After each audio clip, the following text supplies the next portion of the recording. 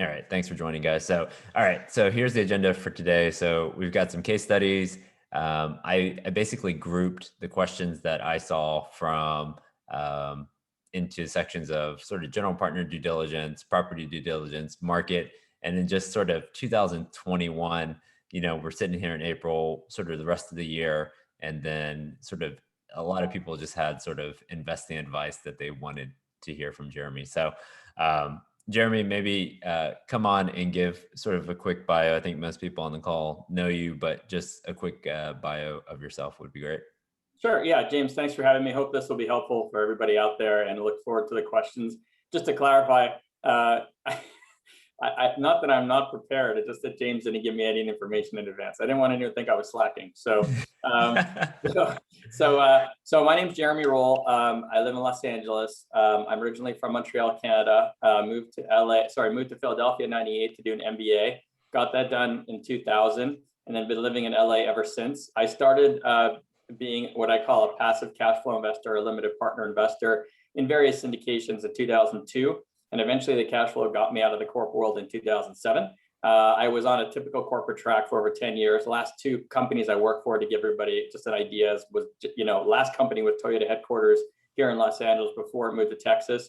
And prior to that, Disney headquarters in Burbank, just to give you an idea. But I've been a full-time passive cash flow investor since 2007 now, but have been investing in these opportunities since 2002. So the important thing to understand about me is that I focus on very low risk, more predictable cash flow. So I tend to stray away from major value add and development type opportunities. And I also do, of course, invest in apartments, but I also invest in many other asset classes. I like to be as diversified as possible. So I actually have about 60K ones coming into this tax season, to give everybody an idea. But I've been involved in over 30 to 40 sales in the last 2 to 4 years alone. So I'm just hyper diversified, kind of full-time focus as a passive cash flow investor. Final note, I also do manage an investor group of over 1,500 investors who are looking for opportunities similar to me. But realistically, my primary focus is my own investing, and the investor group sign up a bit of a secondary focus for me. So James, anything else you think I should add, or? No, that's perfect. I think I just want to give people an idea of sort of your experience, and then let's jump in. So, and Jeremy usually says this is that this is not investing advice, and don't sue us, please. So talk to your financial advisor, tax consultant, all the other sort of standard disclaimers. But I wanted to pull up some slides and then just sort of go through your thoughts around sort of what I'm seeing. And so these are just sort of snapshots of deals that I've seen come across and what I'm seeing in my world. And I guess for this quarter, and one of the big things that we've been seeing is bridge loans. And so for a bridge loan, usually it's a 3-year term, maybe 2 1-year extensions, compared to a Fannie or Freddie loan, that might be a 5, 7, 10-year loan. And what we're seeing is the amount of bridge loans in the market coming in and the amount of leverage that people are taking. So, Jeremy, I'll give you a minute to digest this. This is sort of like, your MBA or management consulting test, where they show you a slide and don't really tell you what the question is, and just have you give feedback on it. So yeah, you didn't tell me I was gonna have to bring a calculator. Okay, so this is going to go back to a similar theme I'm going to have, which, there's 1,000 ways to invest. None of them are necessarily wrong. Keep in mind, I'm a very low risk investor. Bridge loans. So I tell everybody that high level that I'll invest in a value add opportunity at the beginning of a cycle, but I tend to avoid them at the end of a cycle. And ironically, at the end of a cycle is when you're going to find the highest percentage of value add deals. You're always going to find them, but you're going to find the highest percentage versus total deals at the end of a cycle. And this is a factor of the sponsors having to be able to project high enough numbers to actually be attractive to investors. So you probably noticed that, if I had to guess, in multifamily, stabilized opportunities probably were very hard to find as of about 2017. James, if you have any input, please feel free to correct me. You see a lot of volume too. And by then, I'd say it was a very high concentration of more value add deals. And that's exactly when I tend to shy away from it. And the reason why I do this, and this is a really great example, I think, of what you posted here, James, is if you look at what happened in the last cycle, liquidity really dried up, cap rates adjusted, valuations adjusted. When you take a bridge loan, your highest risk here is that the sponsor may go either be above budget or beyond timeline and just not getting things done. Now, this is a 3+1+1, so 5-year term. But if for whatever reason you have an issue where either first of all, if there's a lack of liquidity, I've seen some of these situations in the last downturn where the banks were supposed to extend loans and or provide separate new tranches. Once you get a certain milestone, they'll give you another tranche for a loan, and they stopped because of lack of liquidity. And there was a project I live 4 blocks away from. It was probably a 200-unit apartment building that literally just had the landscaping left. And I was blown away because it got foreclosed because they couldn't get the last tranche and they couldn't find liquidity, which I know sounds insane, but that's the reality of actually what happened last downturn. So when you look at this deal, the things that are standing out to me at this particular timing are the 3+1+1 to note as an investor and make sure you're comfortable with that. The loan to cost is very high. Obviously, if you have a scenario, let's take 2021, this is real time. Let's say that we get a lot of evictions, more than people think, towards the second half of the year. Let's say that next year rents soften because there's more vacancy and therefore there's more supply than there was this year with a similar amount of demand, call it, just to keep it simple, right? Supply and demand characteristics, rents drop. Let's say that you went a little over budget. Now, I don't have a calculator to determine the budget per unit and exactly what they're trying to accomplish from a business plan perspective here, but high level, let's just say you're going to go over budget. You're going to end up in a situation where they may not get the rents where they thought they were going to. So now your net operating income is lower than you projected. Liquidity is dried up, and therefore they're actually less favorable terms and or possibly higher interest rates to be able to refi into down the road. And now you may have an issue where you have the possibility of ending up foreclosed down the line. There's a lot of dominoes that have to fall there. Okay, so I just want to be clear, right? So it's all about risk tolerance.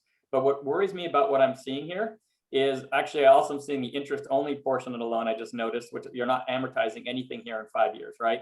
So to me, the first challenge with this, the way it's lining up, is that your end of cycle and therefore your risk going into a bridge loan is highest from a timing perspective, and that you don't have the wind on your back. You have a higher probability rents could go down and go up in the next 3 to 5 years compared to being at the beginning of a cycle. You have a higher probability there could be a liquidity problem at some point in the market. You have a probability of interest rates going up right now. You start stacking all these things up, and all I could say is that the risk better be worth the reward in terms of the projected returns from an individual investor's perspective who's evaluating this. So those are my very quick thoughts as what's standing out here. James, do you have anything to add to this? A couple comments. So do you feel we're at the beginning or end of a cycle right now? Because that's like jumping to the last slide, but yeah, it's such a weird time. I feel like what the stimulus has done is cause this cycle to continue to prolong. So you can either say it kind of like put us in an in-between holding pattern, right? We're not at the end, we're not at the beginning. So you could say we're about to be at the beginning. I like to say either we're about to be at the beginning or the last cycle got prolonged by artificial money that wasn't there because we didn't feel the effects of the recession. And now once eviction moratoriums are lifted, mortgage forbearances are lifted, and stimulus wears off, we'll see what happens at the real effect of the end of the cycle, right? That to me is the end of the cycle effect. And once we get the end of the cycle effect, we'll be at the beginning of a new cycle. So that's obviously very subjective. Right. And no, I mean, I think everything I agree with that you said. I mean, what we're seeing is that let's say this deal, I don't remember the returns on this particular deal, but let's say because of this leverage point that they're taking, they are maybe a high teens IRR. Whereas if they did a lower leverage, let's say 65 to 70% Fannie Freddie loan, they were probably low teens, right? So 10 to 15% IRR. So that's probably where a majority of the people are sitting right now, is if they want a 15 to 20% IRR, they're having to take these bridge loans in order to make the deal work right now. Yeah. So James, I'm glad really glad you pointed out, because this is a really critical point for investors to understand. And it's nothing wrong if you decide to move forward in this environment, but it is so critical to understand that this, in my opinion, the numbers you see on this page have been financially engineered to be attractive to investors, right? It's so they can actually advertise a 15 to 20 IRR, so they can actually get the funding and make it attractive enough deal. To James' point, if they were being more conservative, it may be to the point where they start to not be able to raise the funds, right? Which is actually why you're not seeing stabilized deals right now, because it's too conservative, the numbers are too low, and it's harder for them to raise a fund. So it's just so critical that investors understand that these deals are being engineered. In other words, they're being cherry picked to be able to conform to where we are in the cycle, because sponsors are kind of being cornered into doing these deals to be able to raise the funds, which is not the healthiest, what I would call backdrop. It doesn't mean you shouldn't invest in this deal, but it's so critical that as an investor, you understand that's the situation. And my concern for new investors not having the experience of seeing an entire cycle, let's say, forget like going through a beginning, end, and another beginning of a cycle, just being through an entire cycle from beginning to end since 2009, you can't necessarily, it's not obvious to you probably as a new investor that the sponsors are kind of engineering things at this point. When you have a better timing, you have a much better selection of types of opportunities to invest in that are still at reasonable enough returns, because you're in a better part of the cycle and you're getting more reasonable valuations. So just keep all this in mind. Again, I'm not here to tell anybody not to do this, go into this deal. It's a very subjective thing, but just be sure that the risk is worth the reward from your perspective at this point in the cycle, whatever you think that is. Okay, so this is more, I would say, a little bit higher, heavier value add. But then I wanted to get your thoughts, and I have not invested in, Jeremy, maybe I think you have not invested in development, but it feels like the last 2 years everyone has become a developer because they've seen how much price increase has gone to the value add space. And so they're just like, well, I can just build it and, I can get the same return on the back end, right? And so here is a snapshot out of one development sort of pro forma. And then I pulled one that's out of Neil's deck, and he's doing development. And I wanted to get you more, not necessarily thoughts on a particular deal, but just the projected returns on a development and how you think about it. Yeah. So, it's interesting. I can tell you that I've never invested in a development deal in 19 years, but what I can tell you, and James, feel free to give a different perspective if you have a different, because you have a ton of data. So, but my gut in not knowing development very well is that if you would have invested in a development deal in 2010, 11, 12, 13, you would probably want to be targeting a 25 to 30% plus IRR. And typically the baseline I would see is 25. If it was lower than 25, it'd be like standing out as bad. If it was over 30, it'd be like, wow, this is really unique. This is interesting. Like, why is that happening, right? And again, I never really seriously considered them, but I kind of took note of the returns, to your point, James. And what worries me today is you look at this deal you have up on the screen here, 15% IRR.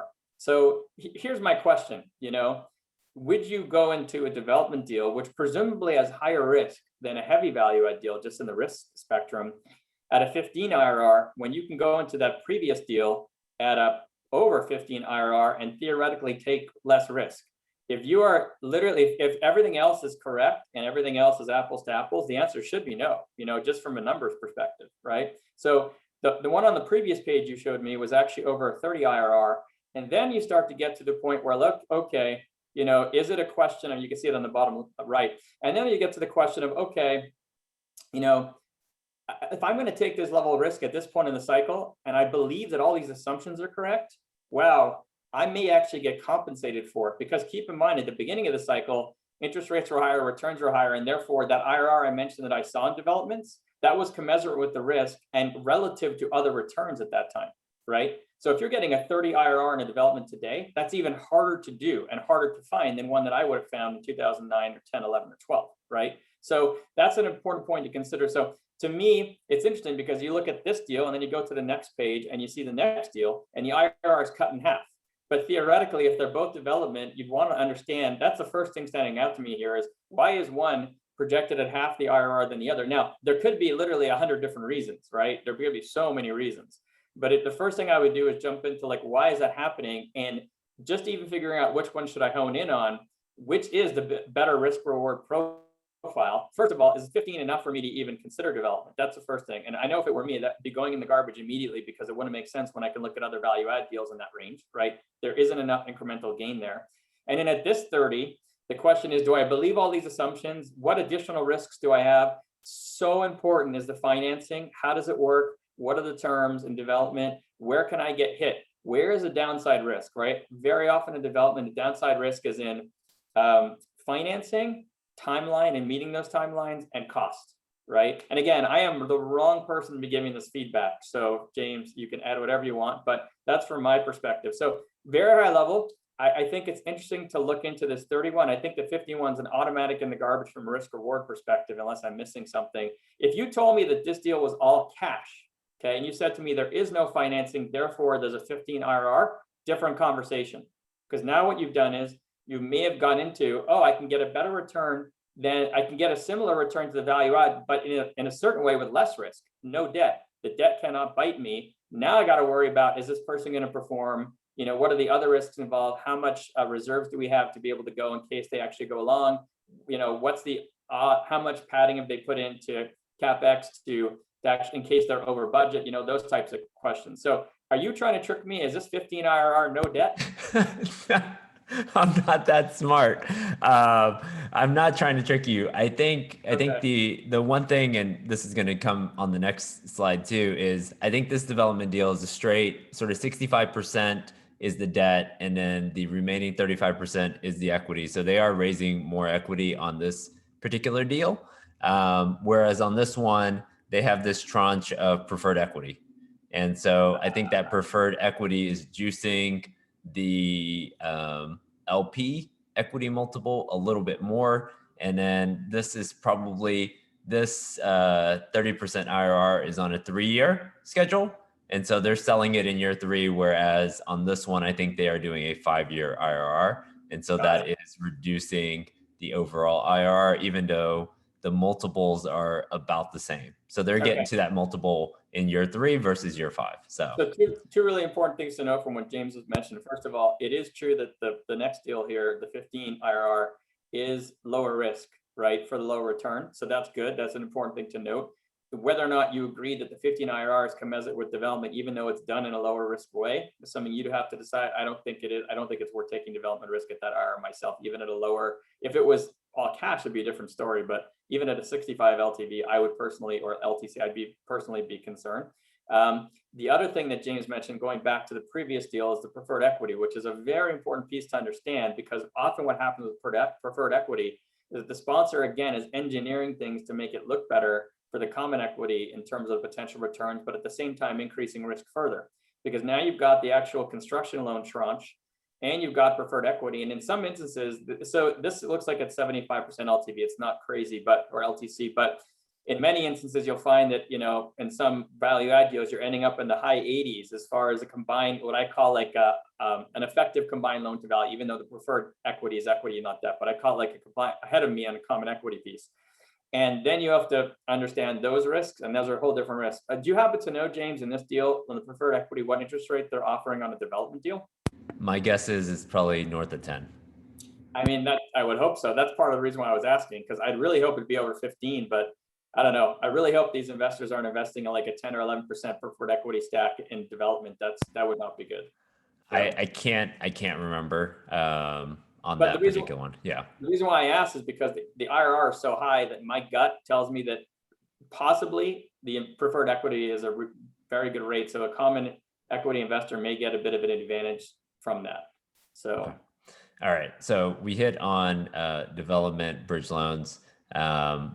This and we haven't really. This has probably been in the last year or something where they said, all right, well, you can be sort of quasi preferred equity, but not really.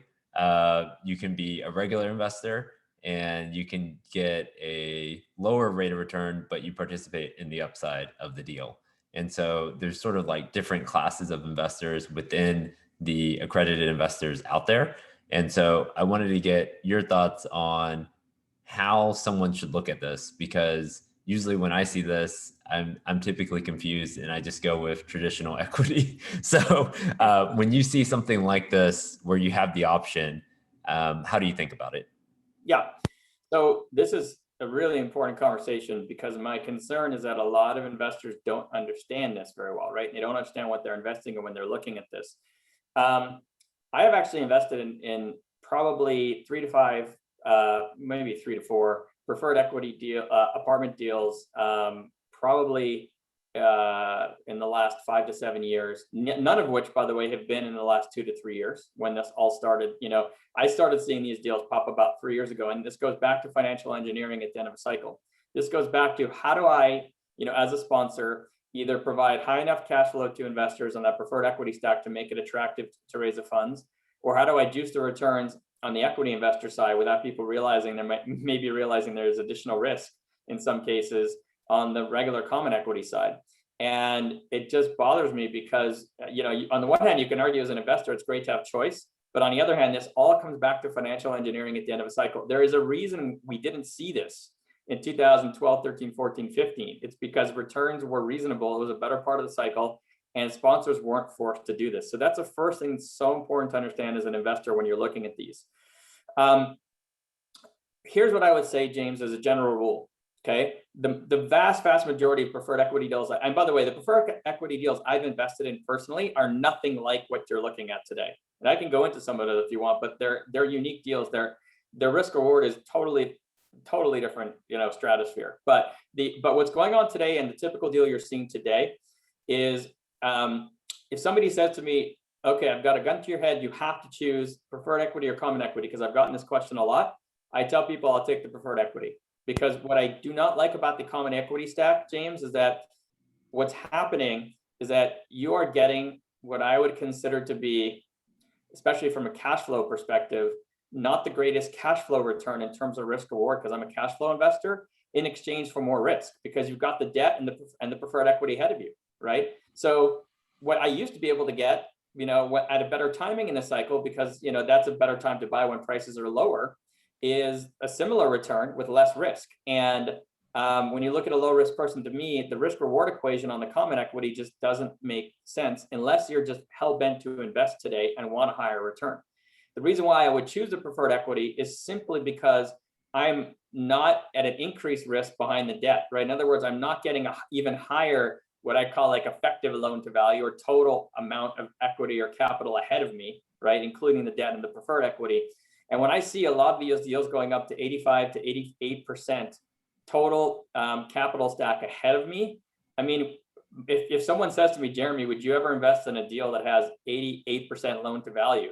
No, it's just not my right risk profile. That does not mean that it's not okay for the person watching me here or on this, anybody on this webcast here. But if you want to be low risk, that just doesn't make any sense to me at all. Even if it's above 70, I personally get nervous. Above 7, I don't think I've ever done anything above 75, and that would be the max for me.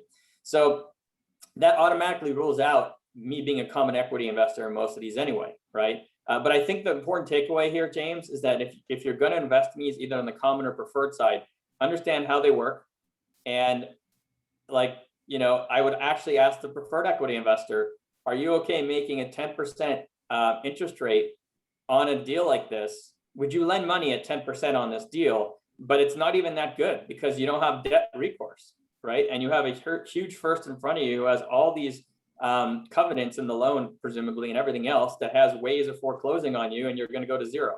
So you're basically either offering a 10% yield, but unlike a debt fund, for example, right, where you might be able to find a second in a debt fund at same yield, you've got no recourse, right? So in some ways, it's not a great deal. And on the common equity, would you invest at 85 to 85% cumulative loan to value that these typically are showing up at, even call it 82 to 88? My answer is no. So I really don't like these from a risk reward perspective. And I think, again, this all comes down to financial engineering. And I'm really sorry if I sound skeptical to everybody out there. I'm a really low risk investor, and this part of the cycle to me is a really tough, challenging time. And these are really great examples that James is showing of how financial engineering is making deals seem attractive. And it's so important to be comfortable with the risk that you have, the additional risk you have at this particular timing. All right. This last one, I think I know what you're going to say, but I'm not even going to say anything. And you look at this and then you tell me what your thoughts are, because it's a combination of two things that we have discussed already. Okay, because I don't have a calculator on me, but it looks like the effective, senior loan plus preferred equity is 46.5 on 52. Sounds like it's about 90%, 89%. That's the upper end of the range of what I normally see. Were you going to ask me if I thought the preferred equity was a good situation here? Yeah, so on this one, essentially what they're doing is a combination of our first thing, which is a bridge loan, and Mhm. then they're doing the preferred equity on top, and then the remaining equity is the LP equity. Yeah. So Yeah. what I really don't like about this is the current 8.9 preferred equity, knowing that you're going up that high of a loan, effective loan to value.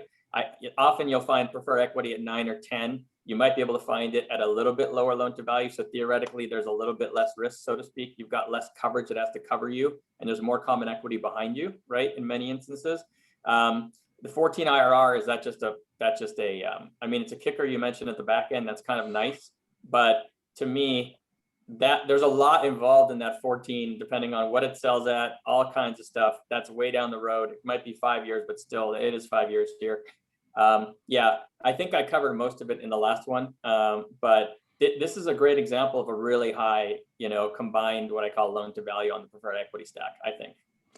Okay. All right. Sorry, I had one more. Most of the stuff that I've done has been specific into deals. But, I see a lot of funds out there, and just your thoughts on going into a fund and how you think about that versus an individual deal. I actually know this deal. So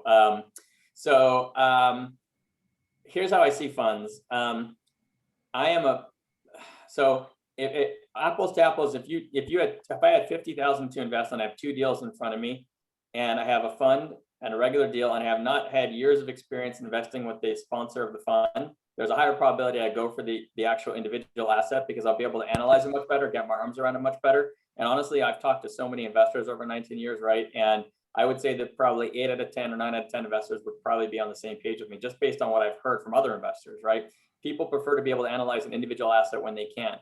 Now, where I really get more bullish on funds is when I've been with the sponsor for years. I just really bullish on them. And I'm a huge fan of diversification, even at the individual asset level. That's like, I'm a huge fan. That's why I have so many K1s right now, right? I'm like over diversified, I think, and I don't recommend that to anybody else, but I just happen to love diversification. So for me, a fund is the ultimate diversification play. I think that one of the important things to note about a fund is that you can get into a fund at different stages sometimes, right? You can be the first person in a completely blind pool. You can be in what's called a semi-blind pool, halfway in, or you could be the last money in. And I remember once, I've invested with the 5th largest owners of mobile home parks in the US in 7 of their funds.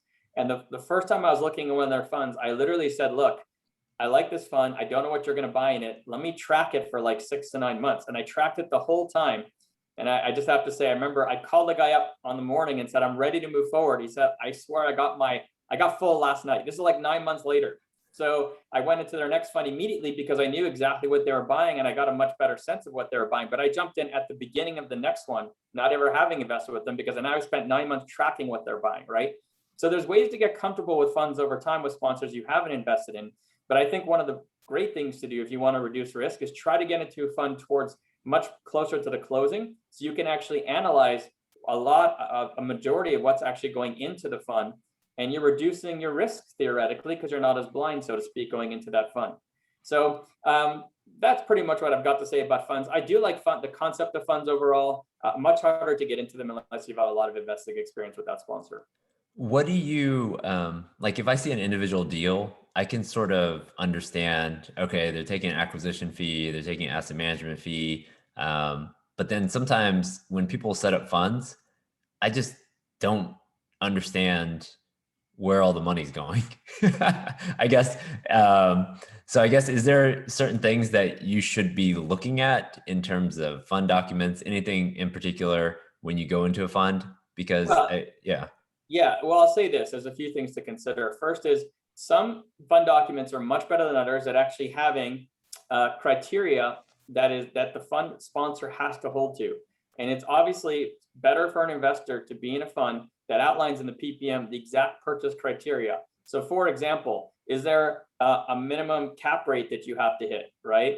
Is there a minimum occupancy rate for each property that you're buying, or a maximum? Is there a maximum property size? Can you not actually take in more than 20% of all the purchase value of a fund, or the total asset value of a fund, into one property maximum, right? So the more loose the criteria, the higher the risk for the investor. And some funds are very loose because they benefit the sponsors, but some of them are actually pretty tied up in terms of, I just invested in one that was very specific about, I can't take a loan that's higher than a certain loan to value, right? And a whole bunch of other criteria that will, as an investor, will reduce your risk. On the fee side, it's the same way, I have to say. Some of them will have very specific fee structures and all this. I personally hate assets under management fee structures. One thing to really note on funds is some of them, assets under management can mean many different things. Some of them are based on the percentage of equity raised. Some of them are a flat fee based on percentage of equity raised the whole time. Some of them are based on percentage of equity raised, but they actually reduce over time as equity is actually paid down over time. In other words, the principal balance is paid down to investors. Some of them are based on the total asset value and revalued every year and reappraised every year. Some are based on the total purchase price asset value and then stick the whole time. So can you imagine there's a huge difference between percentage of equity invested versus percent of asset value? At a 65% LTV, you're at 3x on the asset value versus the equity value of the fee, right? So it is really important to dig into this. There's a lot of differences in a lot of these funds on the fee side and even on the criteria side. All right. So now I'm moving into the rapid fire question portion, but the answers don't have to be rapid fire, so or rapid answers. So, all right. Brady asks, what are the best ways to vet a GP to evaluate making an investment with their firm? This could be a whole hour discussion. At a high level, I guess, try to hit sort of like your top 3 or 4 things that you would do before. So high level, for someone like me who's really low risk, I'm trying to match my personality. I'm trying to find someone who's going to under promise, use very conservative assumptions and projections, because they're looking to over deliver and overperform on their operations to be able to build long-term relationships with investors. Ironically, I'm actually trying to avoid people who are trying to make the numbers look really good and get very aggressive with their assumptions. And that's actually happening a lot right now because sponsors have no choice but to do that to make the returns look attractive, right? So I'm trying to avoid those people who are going to underperform and are also don't really care if they underperform because they have a very good marketing machine. They're going to get other investors in anyway, right? So I'm trying to avoid that as a personality fit. I would say doing background checks is critical. I always say this, and I find a very small percentage of investors do it, but really critical. If you don't have access to really robust background check software like Accurint or TLO, I would recommend hiring a private investigator who can run those for you within those types of software and actually give you an opinion about a specific person or all the managing members, for example.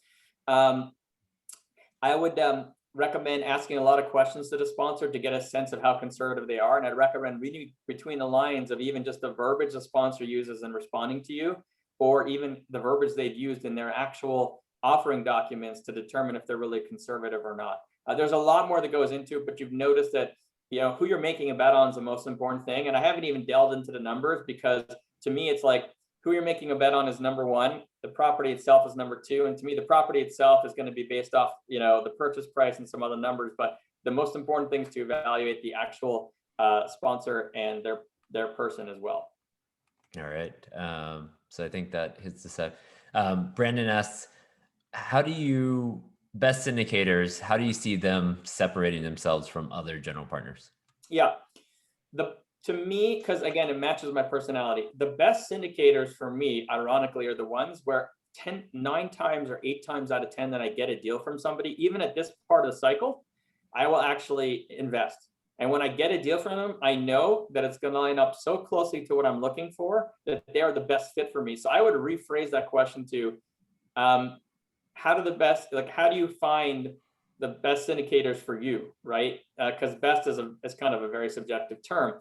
There's a few I know who I've invested with who, like, when I get a deal from them, they're so conservative and they're so thorough with the numbers, and they've kind of, run so many scenarios that I know that 8 or 9 times out of 10, I'm going to want to move forward with it. And that to me is the best syndicator and how they separate themselves for me personally.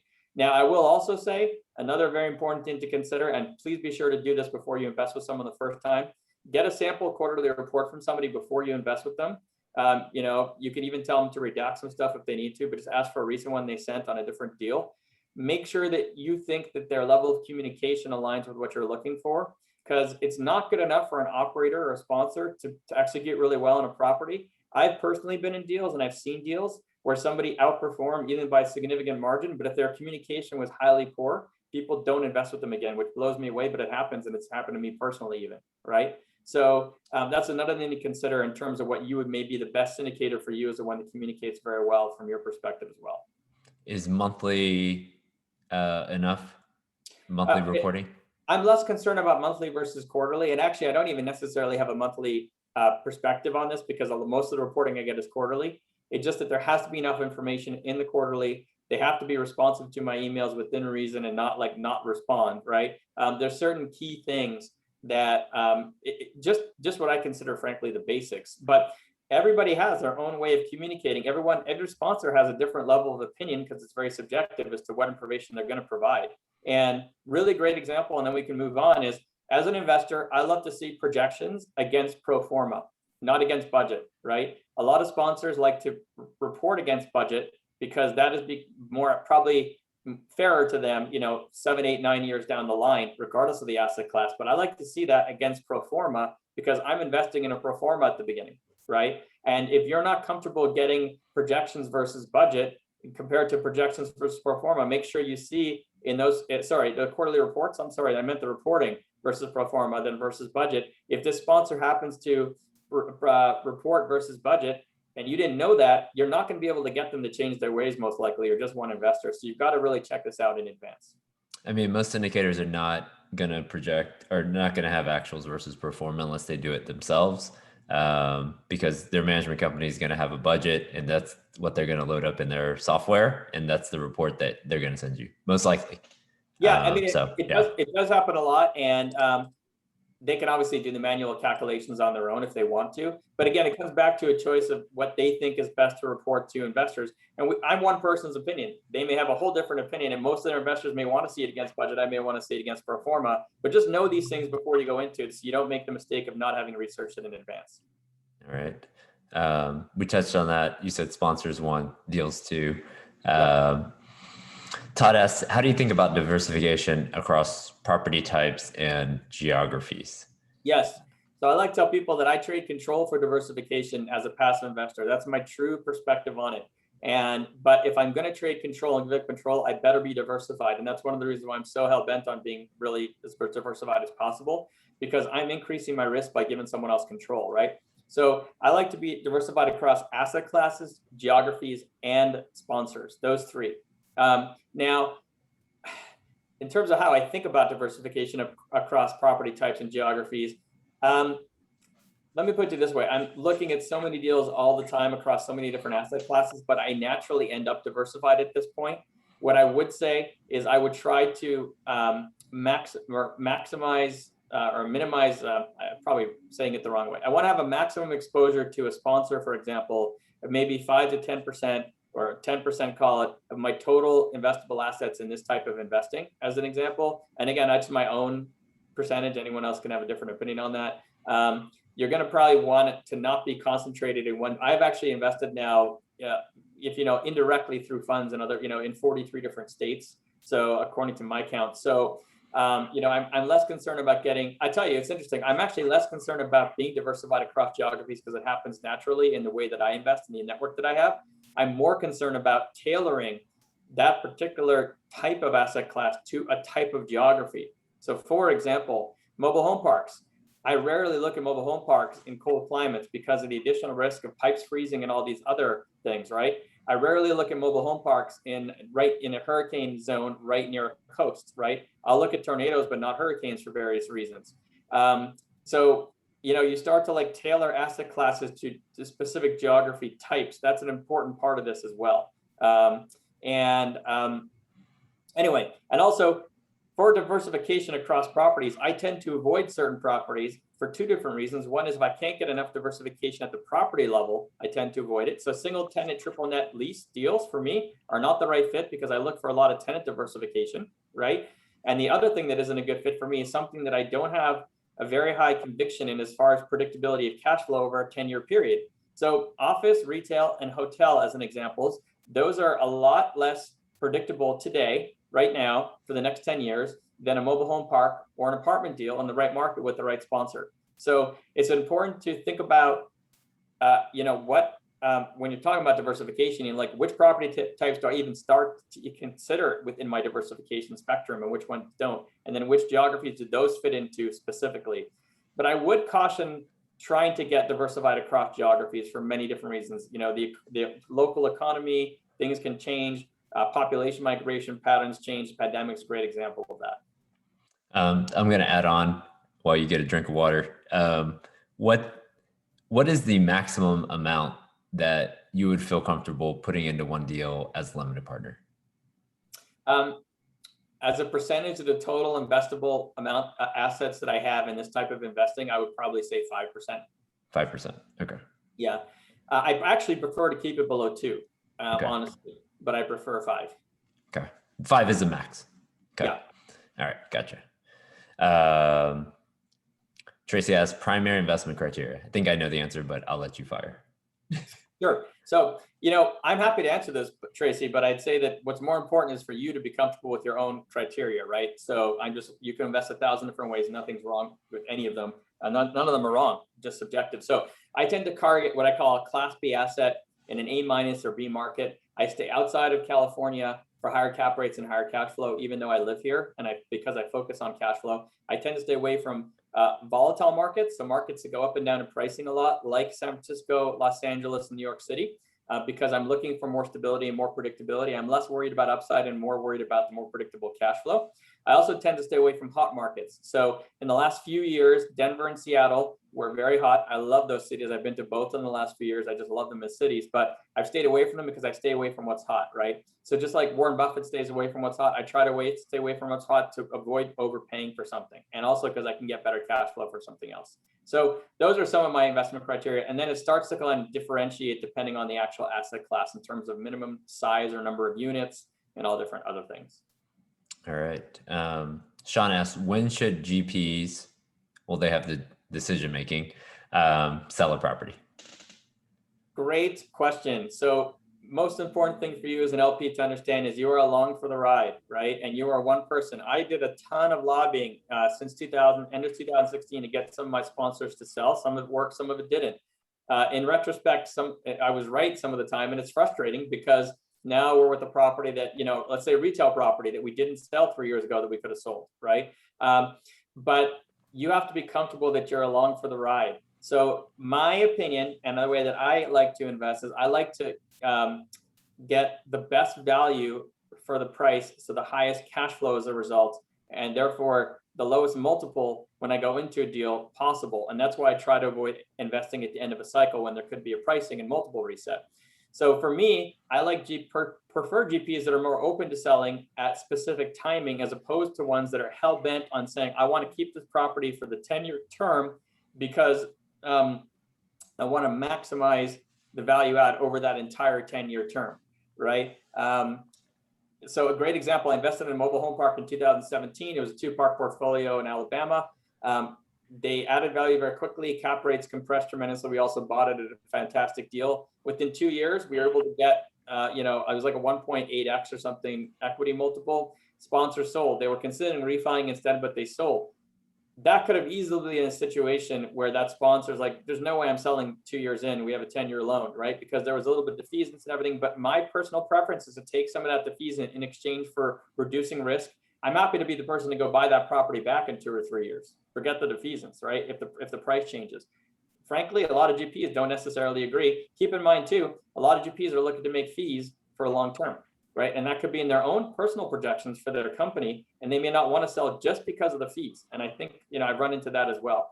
So it's a tough question because the GPs are going to have control. Make sure that you are comfortable with the entire term that the opportunity appears to be before you go into it. Don't make any assumptions about whether somebody's going to sell or not.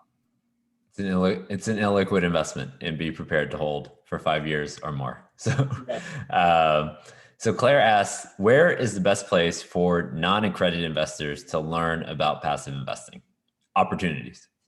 If you're looking for opportunities as a non-accredited investor, you have a couple different choices. There is the odd sponsor who takes non-accredited within their opportunities. That's become very rare, probably since about 2013 or 14. used to be much more common in the last cycle, just because there's a lot more liquidity looking for these types of investments now.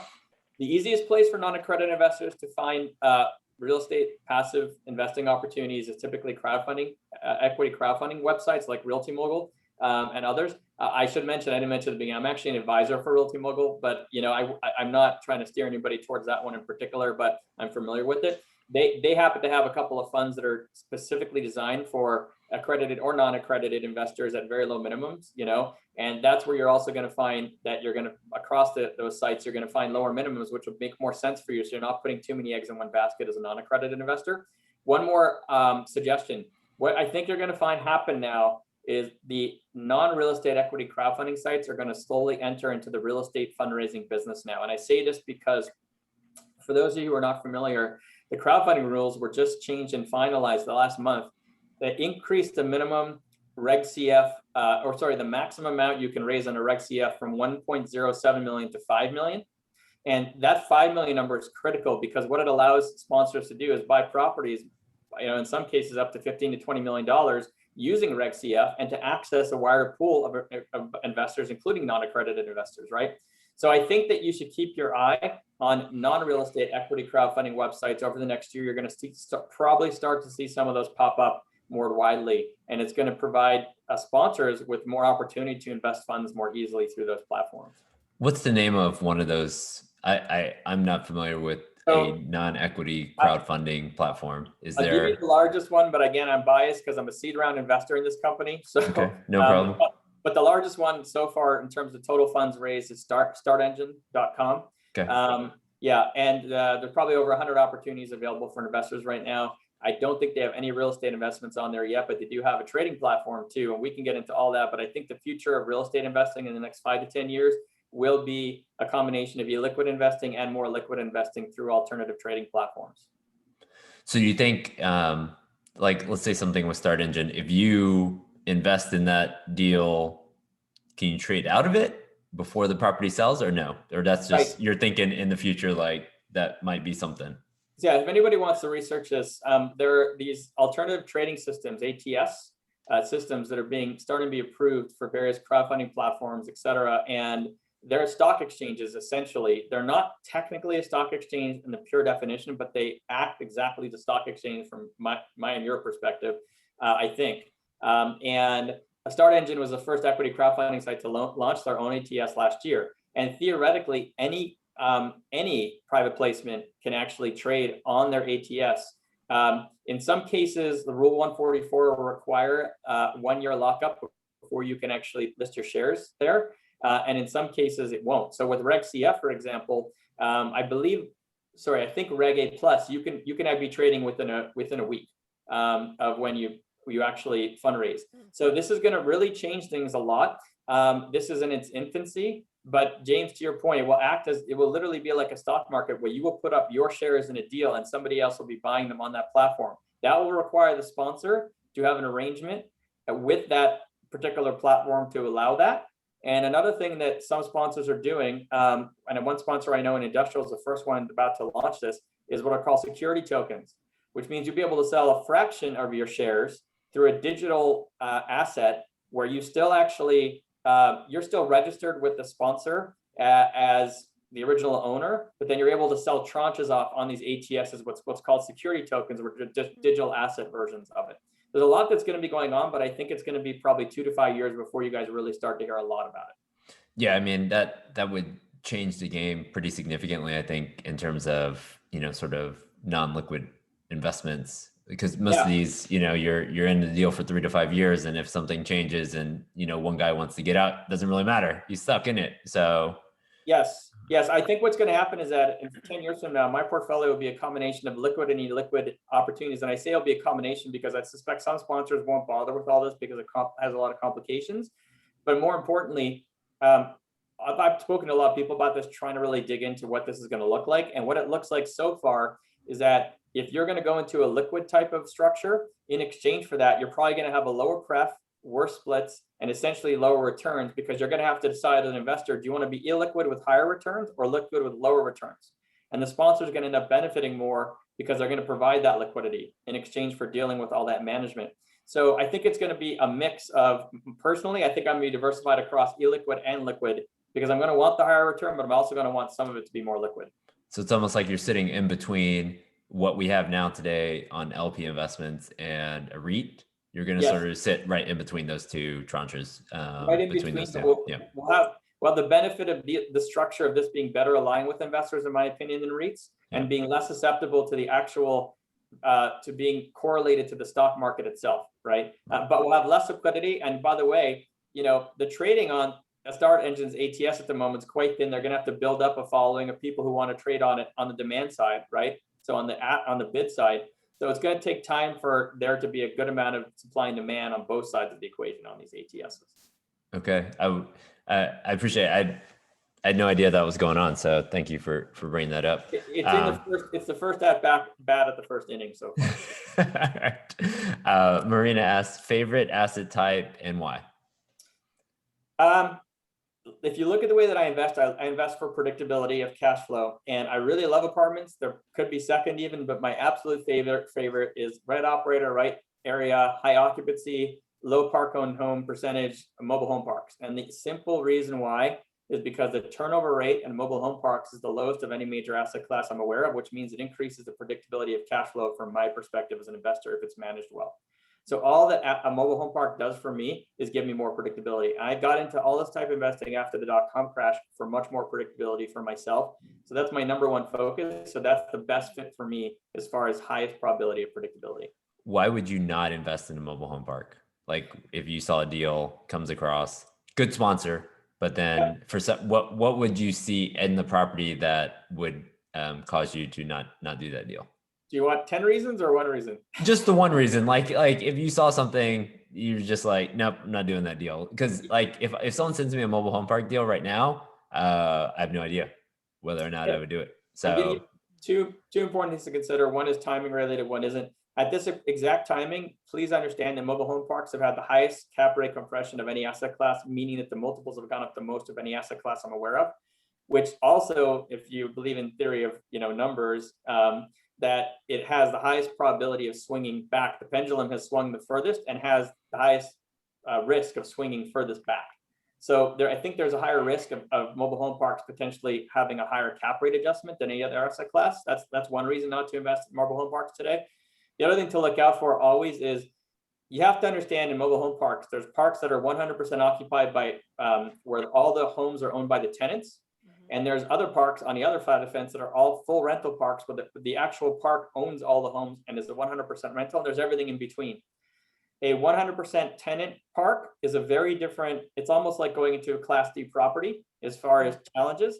Whereas, Class A, so to speak, is going to be closest, and it's not really a great comparison, but, the highest owner occupied percentage will lead to the lowest incident of other challenges that people associate mobile home parks, crime and other things, right? Because there's pride of home ownership and just a whole different community. So I would tell you that if something's over 30% park owned homes or even 25% park, I actually just looked at a deal last night that was 38% park owned homes, meaning 38% rentals. And I just passed just because of that reason alone. So if it's owned by tenants, that's closer to a Class A deal. So ideally, it'd be 100% owned by the tenants, and you just sort of just charge a lot rent. And that's it. Okay. For predictability of cash flow, yes. I would just be careful though. You can have a Class C type of property, 100% owned by tenants, just older homes. They don't, not the same amenities. So it's not a perfect correlation between the two. But if you're looking for more predictability and less problems and be able to collect higher percentages of rent, there will be a correlation for sure with the percentage of park-owned homes or tenant-owned homes. Okay. All right. Brandon asks, what is the number? If you only ask one question to a sponsor, what is typically that question? If I only could ask one question to a sponsor, I'm going to make it one question with two questions, and I can't help it. It would be, please provide me with your a list of your experience, background and experience and track record, along with your date of birth and home address to run a background check. Combination. but the point is, the bigger point is all be about like, who am I making a bet on, right? And can I also just verify that I'm making a bet on a good person with the background check? So you can see it's the same philosophy I mentioned before, where the sponsor is more important than the property being a close second. Got it. All right. So I get a lot of monthly reports on the 15th. You get a lot of monthly reports on the 15th. What do you look at if you get a 100-page report on a property? Yeah. And I just, before I answer that, sorry, James, I just reread that last question. It's like, what's the number one question you typically ask the sponsor? Right. I would say the first question I ask is, what is the cap rate you're paying on trailing 12? Because I'm so hell bent on getting the right multiple. And a lot of sponsors don't like that. A lot of investors don't do that, but I do that. So that's a better way to answer your question, by the way. My first question is, what's the cap rate? And if it doesn't conform to what I'm looking for today, it goes in the garbage without looking at anything else.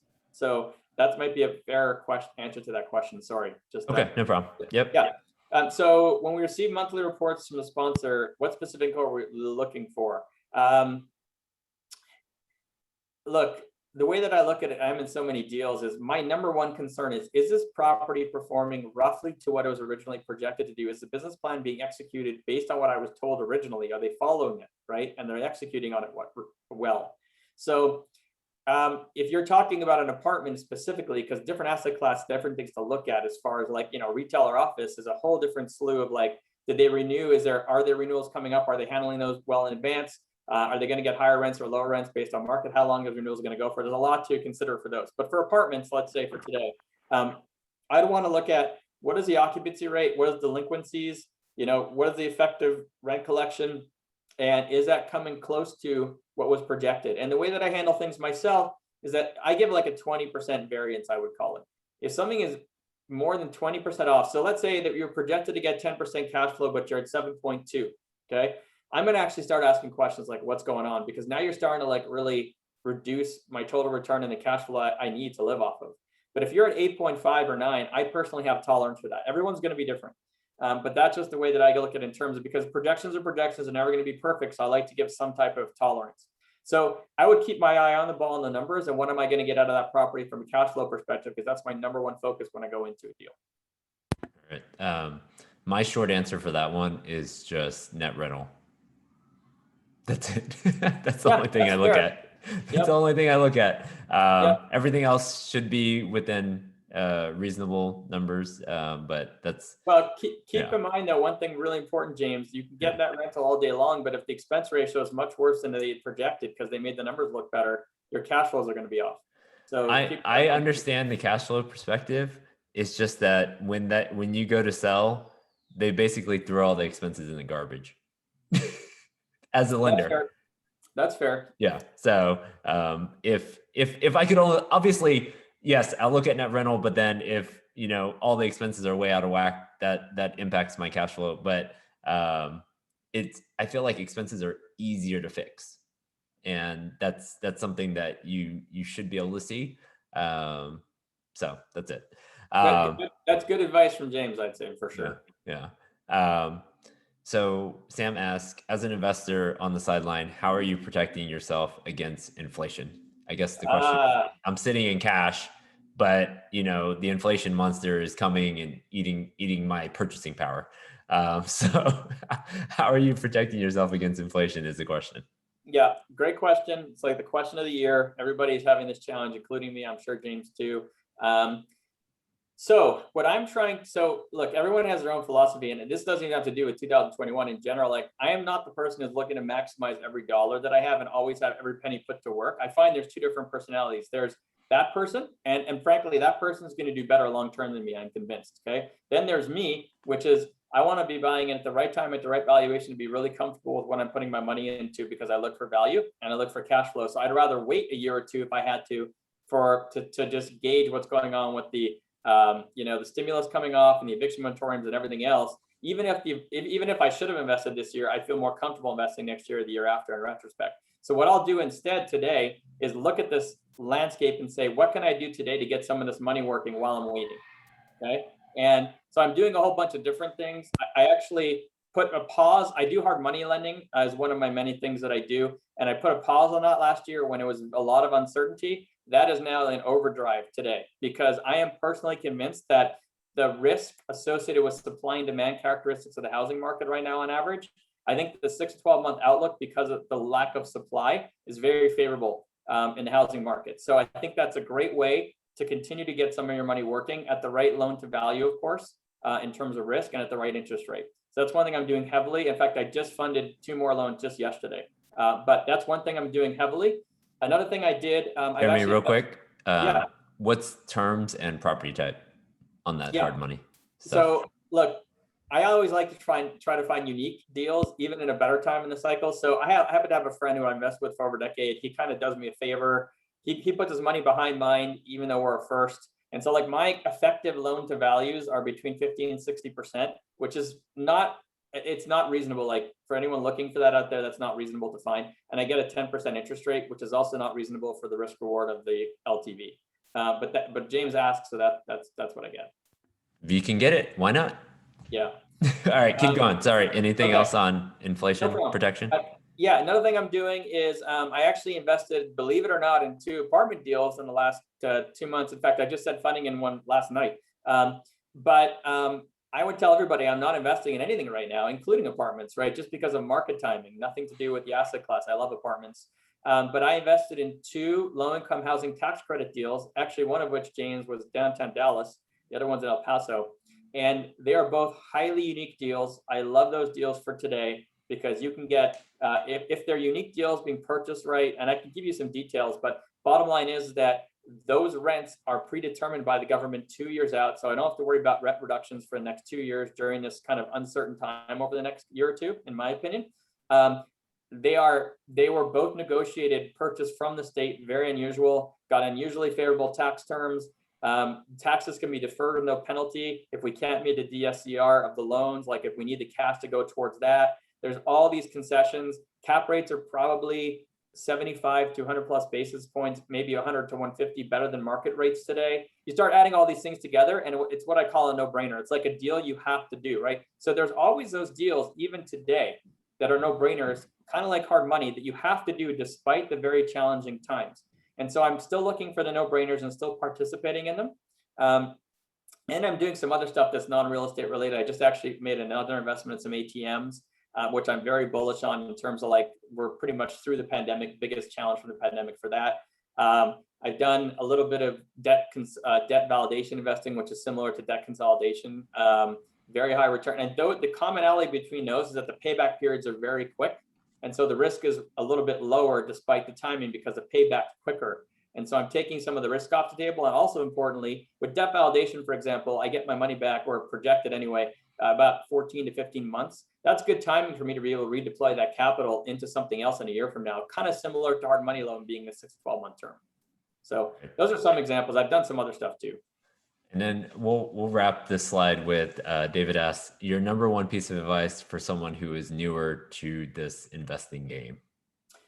Number one piece of advice, if you're brand new, is to start off by focusing on one asset class, learn that, and then you can apply a lot of it to other asset classes. And I would recommend investing on the asset class you understand best as the first one, because that'll be the easiest route for you.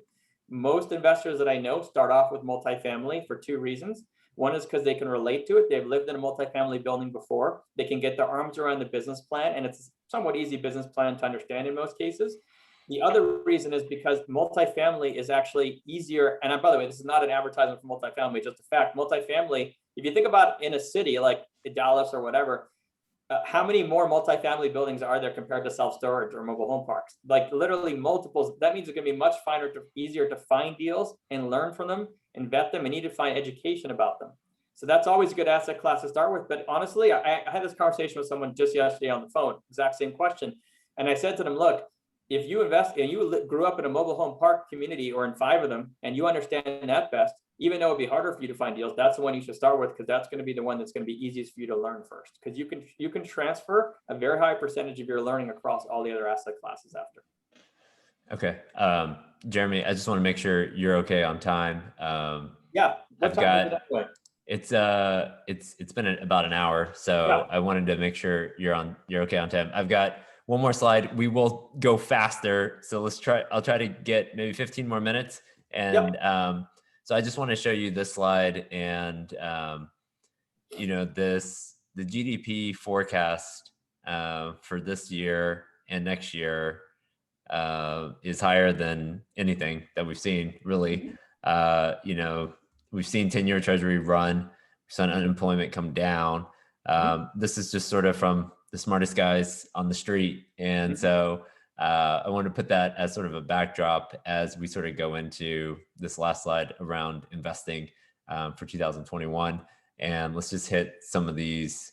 So Melanie asks sort of what asset classes you're considering in 2021. And it might not even be asset class, but maybe goes back to sort of your investment criteria.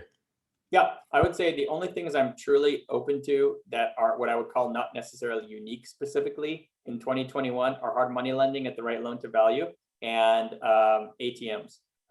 In that, you know, even the debt validation I mentioned is a unique situation. I've known the sponsor for over 10 years and all this other stuff. So I'm not really open to anything for the most part right now because I'm on the sidelines waiting for eviction moratoriums to go and see what happens, to be lifted, forbearance to be done with, to see what happens, although they seem to manage, probably they're going to manage most of that, it seems.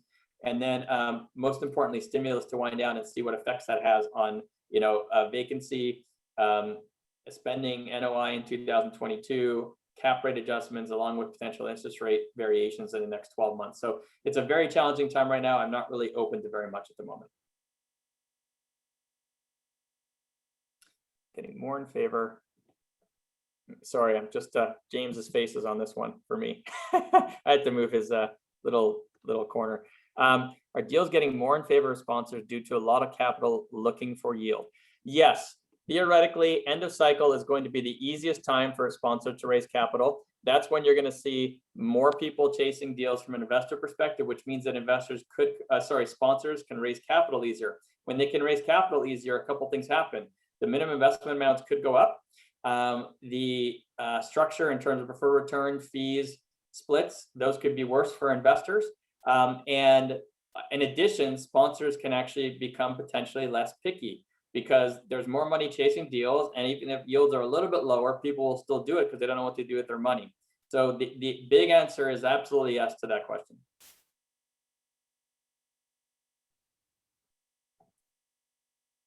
James, I think you're on mute because I don't know about everybody else, but I can't hear you. There you go. Can you hear me okay? All right. Sorry about that. No what problem. Trends are you seeing in structuring splits? Do you prefer straight splits or a preferred return, let's say 8% and then a higher split? So let's say straight split of 80-20 versus an 8% preferred and a 70-30. Yeah.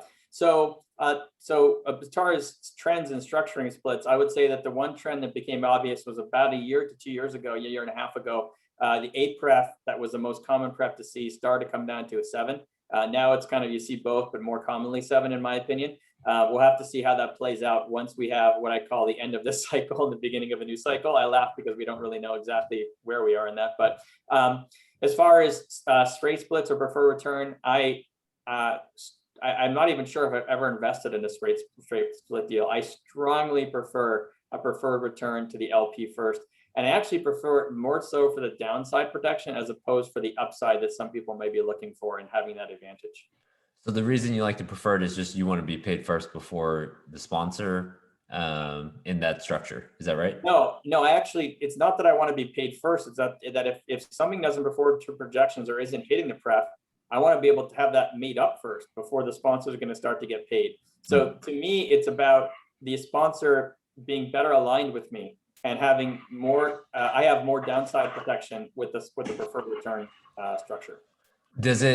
Have you seen any deals where you do a preferred and then like the first year the guy doesn't hit it, the second year the general partner doesn't hit it, and then that guy's already dug a hole of 14% or 16%, and now they just give up on the deal? Does that make sense?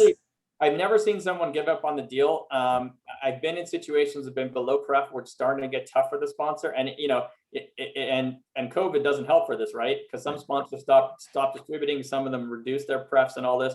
I'm in a fund right now. It's a self-storage and mobile home park fund that I think is going to be very tough for the sponsor to dig out of.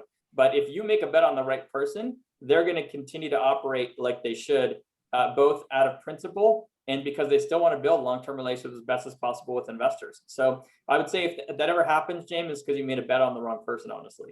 Gotcha. Paul asks, any signs that you're tracking? Obviously you're investing again, but maybe it's just a different, is there anything that you're tracking outside of just like looking at deals? Obviously there's special situations for deals, but Yes. is there anything that you're tracking that you're saying, all right, now it's time, now it's the beginning of the next cycle? Yes.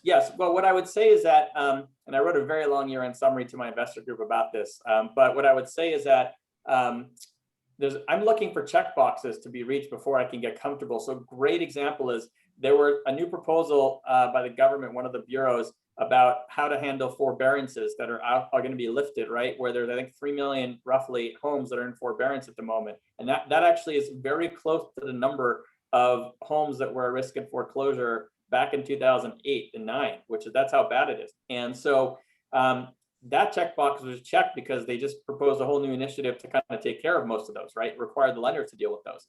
So that actually, to me, was like the first sign this entire time that I said, okay, we're starting to get to the, like, not the all clear, but I'm starting to understand what this is going to look like. So I still need to understand what the eviction process is going to look like after the moratoriums are lifted. Keep in mind that eviction moratoriums are not just CDC that end at the end of June, but they're actually down to the state and local level.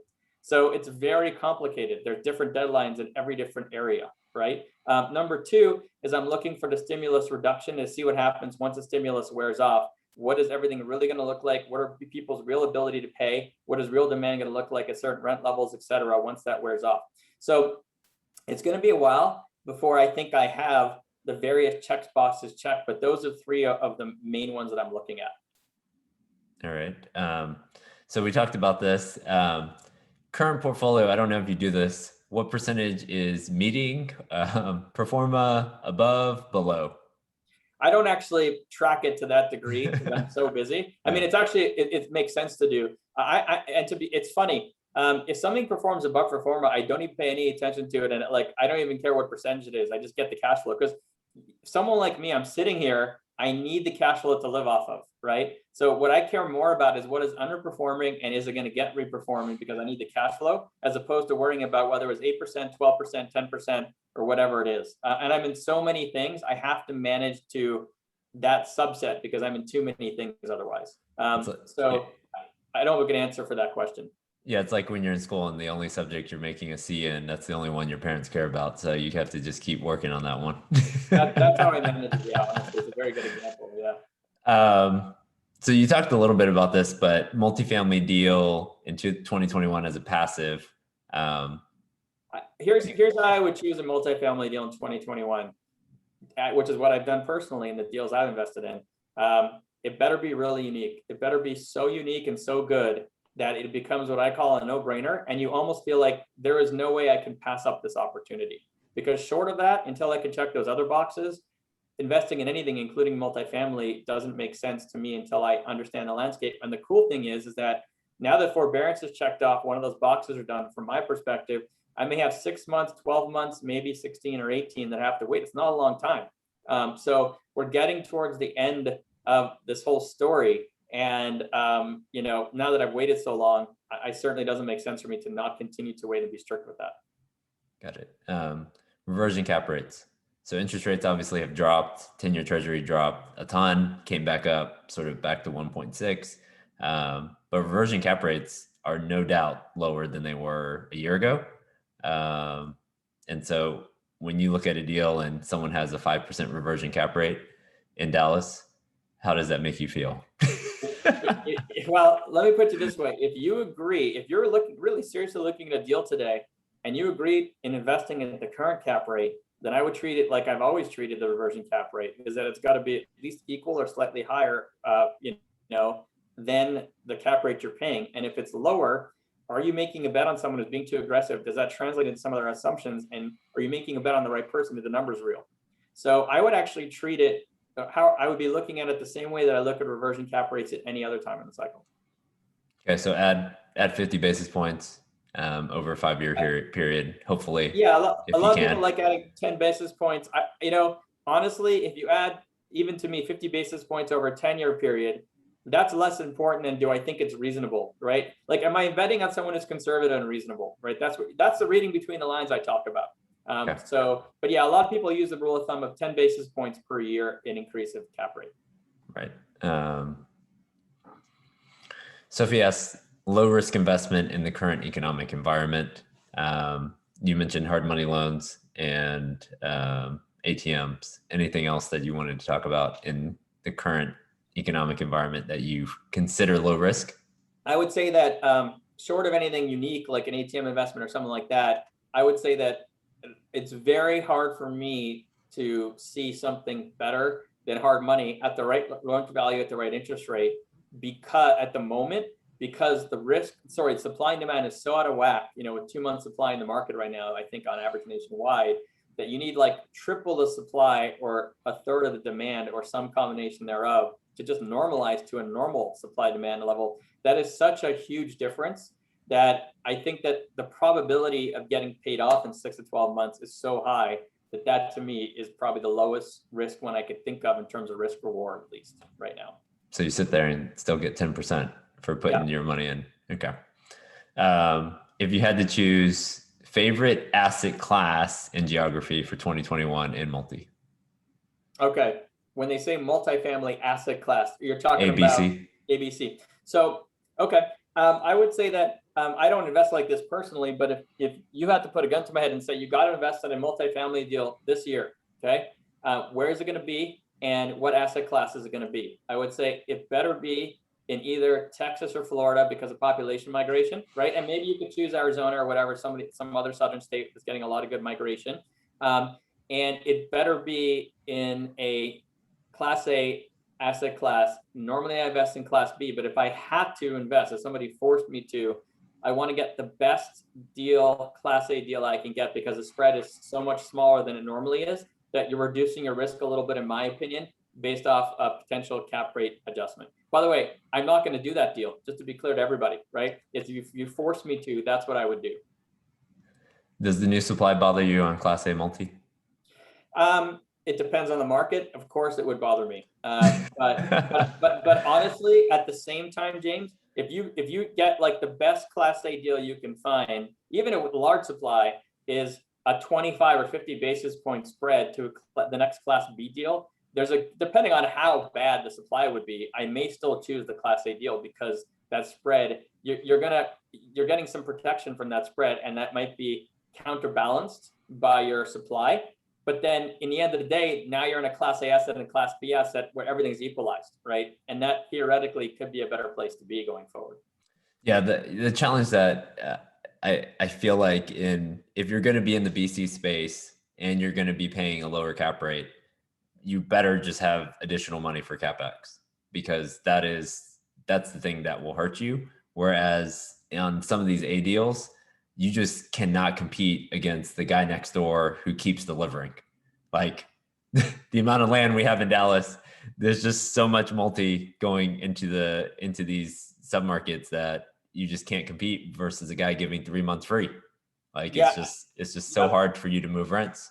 Yeah, very important factor too is depending on the exact market you'd be looking at, make sure you agree that whatever influx of population has recently come in is there to stay. There's probably going to be a lot of population movement in the next 12 months again. Some people going back to markets or other markets. There have been studies showing that 25% of current employed people plan to look for another job in the next 12 months. Okay. Now, some of that may be predicated on the fact that they, maybe moving back to the market they used to be in, but they want to switch. Some of them just may want to move to a different market. Just make sure you get a really good read on whether, if there was a big influx of population in the next 12 months, is that there to stay or not? Because that can really hit you.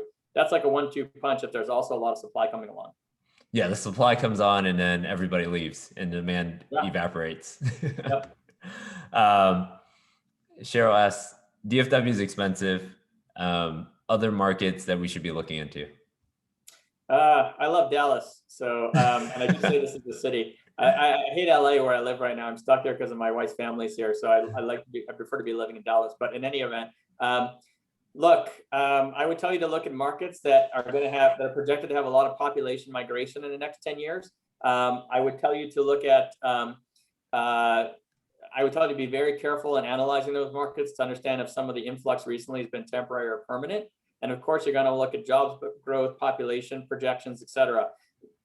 Putting the pandemic aside, there is absolutely a migration into the southern states due to more people retiring, right? And clearly, some of those retirees are going to downsize into multifamily, specifically from houses as they're moving. And so I do think that a lot of the southern states are going to continue to benefit from what I would call like the temporary migration has all been pandemic related, but the more permanent long-term migration is probably going to continue to occur, right? And has actually been accelerated actually with the pandemic in some ways. So I would look at some of the southern states and look at population migration projections, not to do with COVID, even look at them pre-COVID to see where people were moving pre-COVID, because that's probably going to continue. All right. So we talked about investment opportunities. Vincent asked, top deal breaker rules. I guess if you see this, it's an automatic no. Yep. First thing is cap rates. As I mentioned, it's one of the easiest way for me to throw things aside. As far as, I don't think the multiple is attractive enough or high enough value for me. That's the easiest one for me. Number two deal breaker rule after that are the fees and is the structure favorable to investors? If there's no preferred return, or if someone's being egregious with their splits, immediately go into the garbage.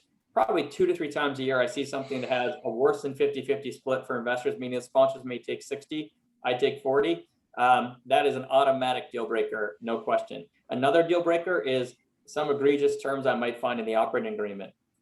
It could be so many different things, but if there's egregious capital call rules and dilution, if there's cash flow that's only supposed to be paid once a year instead of quarterly, I can't deal with that because I live off the cash flow. That happens once in a while. It's not often, but it exists. So those are some quick examples coming to mind. I think if someone uses a very much lower reversionary cap rate, just that one piece alone immediately, because again, what that tells you reading between the lines is that is not a conservative person. I do not want to be making bets on people who are aggressive. So those are just some. So Albert asked, sort of overall tax planning, right? Because as you go into these deals as a passive, you get your money back after 2 years. You talked about that mobile home deal and they give it back to you. Now you have a capital gain. You might have some depreciation recapture. How do you think about sort of tax planning as a passive as these deals sort of trade in and out? Yeah, look, I am a conservative guy, and what that means is that I am also not looking to pay 0 taxes every year. It's just not my own philosophy. Everybody's different. So, because I don't want to get audited, so I'd rather pay a little tax and not even have to worry about it. So, and by the way, I'm not saying that anyone's going to get audited just because they're taking more depreciation or whatever it is. I'm just saying that's not. So, I'm not looking to absolutely maximize, to the point of like not paying any tax. I know people that are like, there's nothing wrong with that. That's not what I do. So, I am very happy with the typical depreciation I get on my real estate opportunities for the most part, where it would typically defer most or all of the taxes to the end. And then even then, the recapture rate that's currently favorable is a great thing from my perspective. Now, I do sometimes go into some deals that I think are, like, for example, the ATM opportunity I went into has 100% depreciation year one. I might plus that up towards the end of the year, depending on what my taxes might look like at the end of the year. But I don't still, I'm not hell bent on, I already have a really good tax situation. It doesn't have to be 100%. I'm happy at 90%. That's kind of the way that I look at it.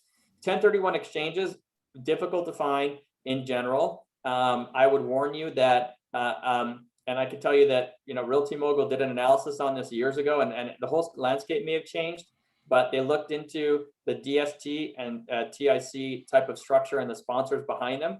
A lot of those sponsors end up doing those and focusing on those because they had a bad track record from before. And a lot of 1031 investors have no choice when they're under the gun but to invest in those. So be very careful with DST and TIC type structures and evaluate the sponsor very carefully, because of the fact that you end up more desperate in those situations. I don't have much feedback on 1031 exchanges. I've actually never been involved in one. All right. So Rick asks, is there any way to snowball as a passive? I don't know if that's a reference to sort of Dave Ramsey's debt snowball, and then consistently increase your passive income over time? Yeah, I can relate to this if I think I'm understanding this correctly. In order to snowball or to really supercharge, I call your cash flow, you got to look at deals that are going to pay back more quickly so you can compound. Okay, and that could come in many different forms. One example is that if you're investing in debt or loans and you buy fully amortizing debt that amortizes more quickly, you're going to get principal and interest back at the same time because you're the bank at that point. You're going to get more cash back and you can then compound it more quickly. I'm sorry I keep going back to the ATMs, but it's just a really good example. Like my debt validation, get my money back in 14 and 15 months. If you keep going back into something like that, 3 to 5 years later, the compounding effect is very high.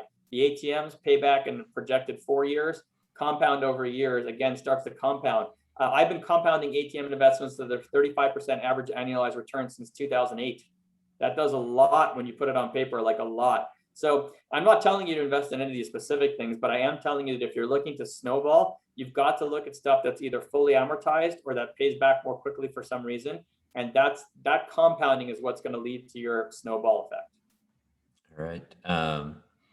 We sort of touched on government. Any comments on government impacting multi? We talked about eviction moratoriums and forbearance. In the interest of time, probably not. I will say if you're listening to this and you're not familiar with the forbearance proposals that were done recently, strongly recommend you look at them. The government, in a very smart way, seems to have kicked the can down on the forbearance problem almost for the probably most part, if not entirely, in some measures they propose that are probably going to become requirements. So you're going to want to look into that and see what you think of those, because that's a very important thing to understand right now. All right. So Isaac asks, all right, so let's say you have a safe deal, quote unquote, at 5 to 6%. At what point do you try to go for the 8, 9, 10% cash on cash on a deal? Or does it ever make sense to go to that piece with higher risk? Yeah, great question. It's a really tough thing for me to answer because I tend to focus more on cash flow. And what I mean by that is that because I'm looking for more predictable cash flow, I have a very narrow focus. I call it like in my box. My box is really well defined. So I look at it a different way. In fact, I look at it like if I can't hit my minimum cash flow targets, I pass. And if I can, I look at it. But I don't look to go up. I don't try to diversify across different risk spectrums, so to speak, because I'm so focused on one risk spectrum, because I'm so focused on one thing. So that does not make sense for a lot of people. And I don't recommend that you only focus on one thing. But if you do focus on one thing, I'll tell you, it works. It does work very well if you're comfortable with it, because it keeps you in check. It keeps me in check at the end of a cycle when the cash flows are too low. It keeps me away from going to deals that are too expensive, for example. So I don't have a good answer for you, just in terms of what I do there. All right. We talked about sort of recent investments, any properties that have sold and sort of why that general partner sold it. Yeah, so there was one sale I remember right offhand that I was in. It was a self-storage property. That was one of the ones I lobbied way back for 2016. I had been in 4 deals with a good sponsor. We sold 3 of them in 17 and 18. And then the sponsor wanted like a year or 2 more just to maximize it out. And I was like, all right. And essentially we finally just closed. I think it was like November. It was actually a very good result. We had a low 20s IRR. It was projected to be high teens. That sold just based on me, again, from a risk perspective, wanting to get out because cap rates can adjust, because cap rates really haven't adjusted an asset class very much. They adjusted temporarily. I think it was like in 2017 or 18, but then adjusted back down. So, and I think I went over some of the stuff I invested in the last 12 months, just in the interest of time. I think you touched on this one. Suzette asked, number one benefit of passive investing. There's a lot of benefits. There's a lot of pros and cons, honestly. For me, it's all about passive cash flow. That's what I focused on. For other people, it might be being able to leverage someone else's time, effort, credit, expertise. And so there's a lot of different benefits. For me, the number one benefit is absolutely cash flow. All right. So I made this little chart, and I forgot what I'm going to call it, and I'll send it out to everybody. But it was sort of like, all right, if I got 20 questions to ask before I invest in a deal, these are sort of some of the questions that I'm going to like, if it's not answered in the webinar or the pitch or the PPM, then I'm going to ask the question. So maybe peruse that, and people on the call can peruse that. And then if you want to raise your hand and ask a question to Jeremy, thank you guys for staying on. I know we've gone a little bit over. So raise your hand and then I can unmute you and you can ask your question to Jeremy as well while you guys look at that. And I left that last question blank, Jeremy, and I'm going to put your question in there. So whatever I missed on this sheet, we're gonna throw your question on there. So okay. Can you read it? Is it too small? I can read it. I'm just trying to figure out how to get. I see 14 on the deal side. Only yeah. 15 is the last one. Okay. 15 is blank. 15 is your question. Okay. So when you look at those questions, is there anything else that you would ask if it isn't covered in the PPM or webinar or whatever?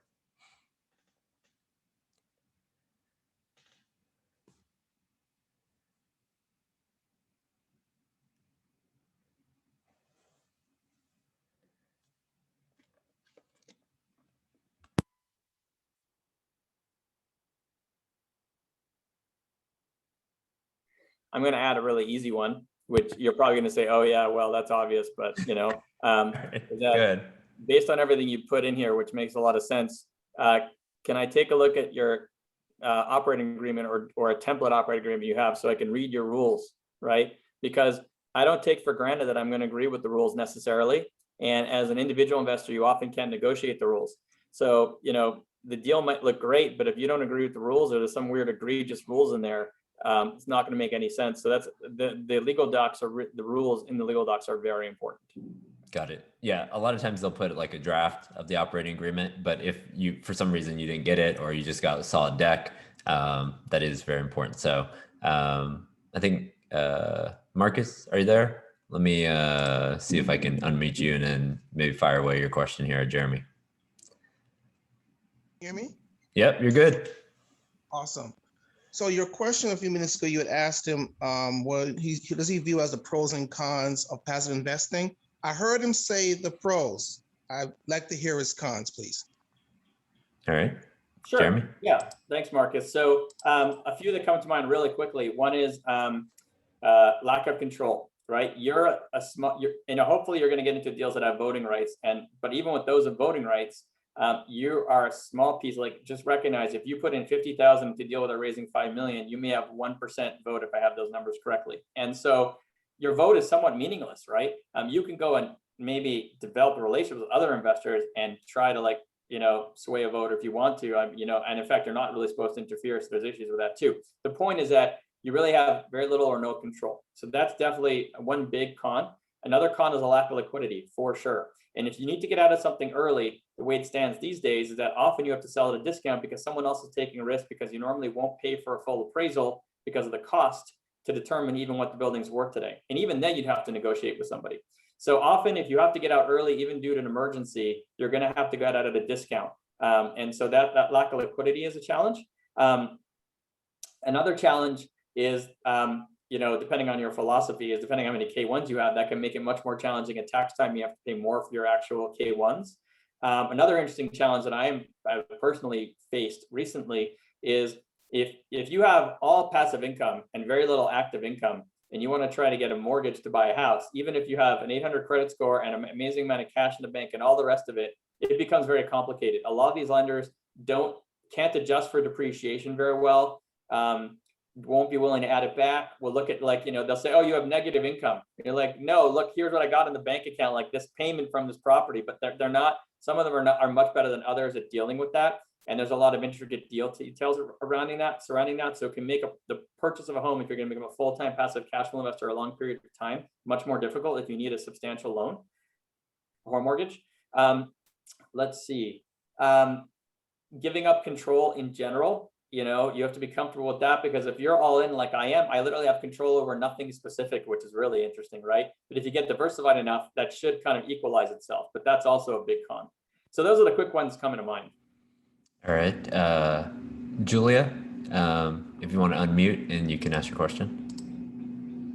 Okay. Yeah, can you hear me now? Yep, you're good. Okay, hi, Jeremy. It's very helpful. I have been a passive investor for the multifamily and the commercials.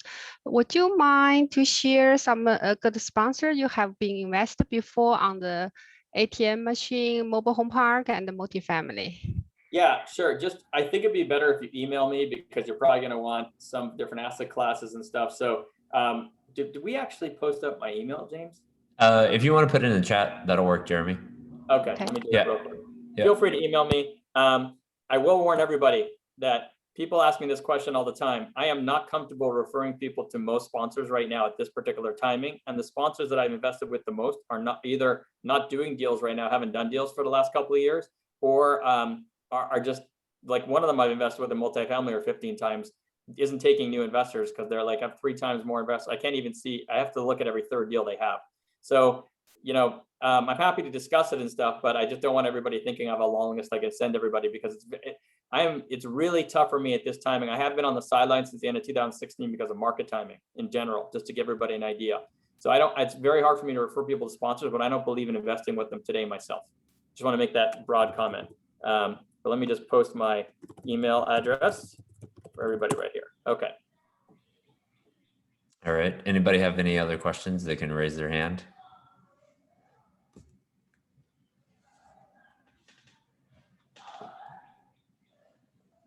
All right. I don't see any other questions. Jeremy, I appreciate the time. We went way over. And I know I put some hard questions on there, so I appreciate you going through it with me. But those are all the questions that I had. Any final comments for the group? I would just say, as I've said for many years now, towards the end of a cycle, just be very careful right now. There's 1,000 ways to invest. A lot of them not a problem with investing today, but just be aware that we're still waiting to see how all this pandemic plays out. And you really should at least take that into account if you're going to make an investment decision into a deal today. It's a really critical. And I think we're going to have a much better idea of the landscape in not much time here, 12 to 18 months. So it's not a long wait if you're willing to wait to get a lot more clarity. And clarity can reduce risk. So that's a very important point for the timing today. All right. Thanks a lot, Jeremy. No problem. Thanks for having me on, guys. Hope this was helpful. All right. See you guys.